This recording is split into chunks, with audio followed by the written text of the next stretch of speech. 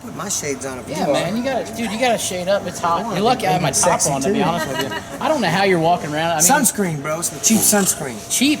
I'm Irish, bro. Come on, I heard about the $900 jacket. There's no way that's cheap. The one that went in the crowd and you had to send the guys. Yeah, but you get to use it for a jacket and for sunscreen. You should just. But never mind. It's not fashionable to use sunscreen, I guess. You know, it's better to have a jacket on. Well, it's it just gets all greasy and. You know, it's easier to just throw a jacket. I'm Irish, see, what happens to me when I'm in the sun for too long, I just get red, and then I get burned. And then is that what happened here? Flakes off. Is that what happened here? That's my actual stomach, ladies and gentlemen.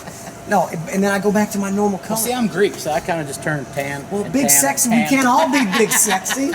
Hanging out backstage with Frankie Ballard tonight, getting ready for the big show. You've been on the road with Florida Georgia Line now for what seems to be January. Yeah, I mean, it's not usual to get a whole year run with the guys. Are you enjoying it? Is it still fun? Are you kind of getting tired of them now? You know, going to kick them out, or how do you feel? No, I really didn't know these guys that well, to be honest with you, when we started the tour, but I've become really good friends with Ryan and Tyler. They're such a sweet couple of guys. Yeah. They put on a great show, and we've been having a blast, and I swear every weekend is more fun than the last. They keep just pumping it up. How many more weeks do you guys got left in the tour? It's probably a couple of months, about 25 shows, I think. Because you guys, you're hitting the road, is it this fall or next spring with Randy Hauser? Yeah, we're going to go out and do some theaters and bigger clubs and stuff, because Randy and I are a lot alike in that.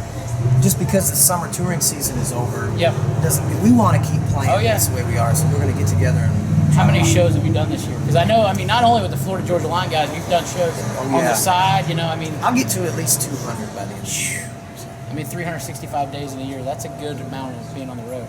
Yeah, I did 240 last year, so you got to beat that then. I want at least 260 this year. You got it, you got it, man, you got it. So when you're not out on the road, I saw you're doing something with Notes for Notes. Is that what it's called? Yeah, this is a really cool charity organization that basically opens studios for kids in neighborhoods that really need it. So is the one in Detroit, is that the first one? No, it's actually the 11th one. Oh wow, but that was the one that you had the biggest input with, right? That was my first one. So they went into a neighborhood that's been year after year one of the most dangerous neighborhoods in America, actually. Oh, wow. And there's an old junior high school, and they went in and built a state-of-the-art studio. And between Kid Rock and Mitch Albom, the author, Chevy, and the CMA, they opened up this facility for kids to come in. They can play basketball, they can learn how to play guitar, they can play drums. It's an after-school thing. You have to have a 3.0 grade point average. And if you do, you're in and you can use the whole facility. That's awesome, man. That's cool. Because I think art is important. Yeah. And kids. Well, everybody focuses on sports these days, and people kind of forget about where the arts go and how important they can be.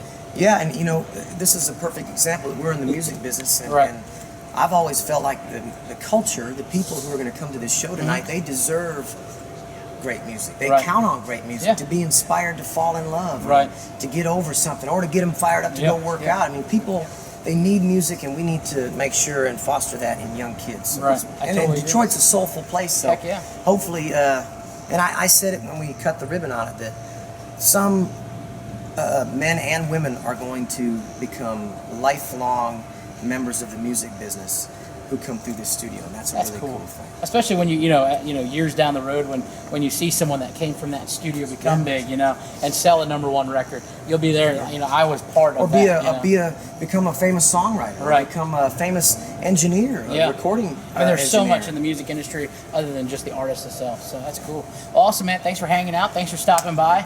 Stay sweaty out there. You got it, man.